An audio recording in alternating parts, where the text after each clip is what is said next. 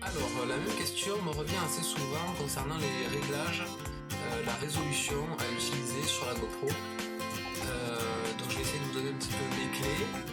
J'utilise plusieurs formats différents, à commencer par 2,7K 30 images par seconde wide. Je l'utilise pour des plans standards, où j'ai pas besoin de ralenti. Ça m'offre un bon piqué, c'est-à-dire un niveau de détail, on peut voir là le poil ou sur l'œil qui a un bon détail. Ça permet aussi de recadrer une image tout en restant sur du 1080, on garde une bonne résolution.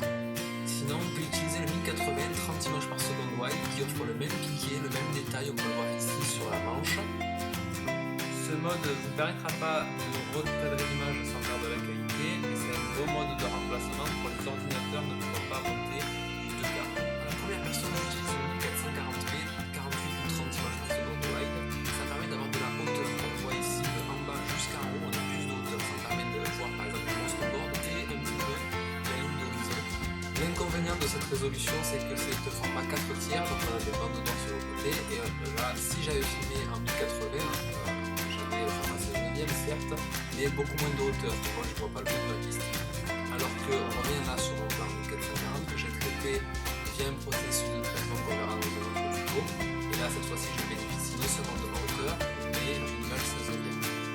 J'utilise aussi le 1080 60 images par seconde en plan médium qui permet d'avoir un ralenti. On commence à 60 images par seconde à pouvoir ralentir à cette vitesse-là, c'est sympathique. Sinon, on va utiliser le 720p en 120 images par seconde narrow.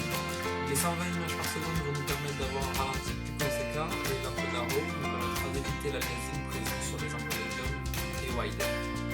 Donc, je recommande d'utiliser le 2,7K 30 images par seconde wide pour remplacer ça par du 1080 30 images par seconde wide pour tout ce qui est plan standard. Quand on n'a pas besoin de ralenti.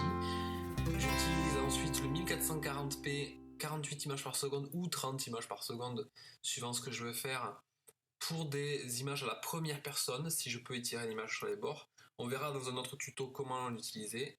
J'utilise aussi le 1080p 60 images par seconde médium. Ça m'arrive d'utiliser en wide, mais en médium, sachez qu'on a une image un peu plus définie, moins molle. Et enfin, le 720p, 120 images par seconde pour quelque chose d'encore plus slow motion, d'encore plus ralenti. En narrow, on a un meilleur piqué, une meilleure définition que sur du wide ou du medium. Voilà.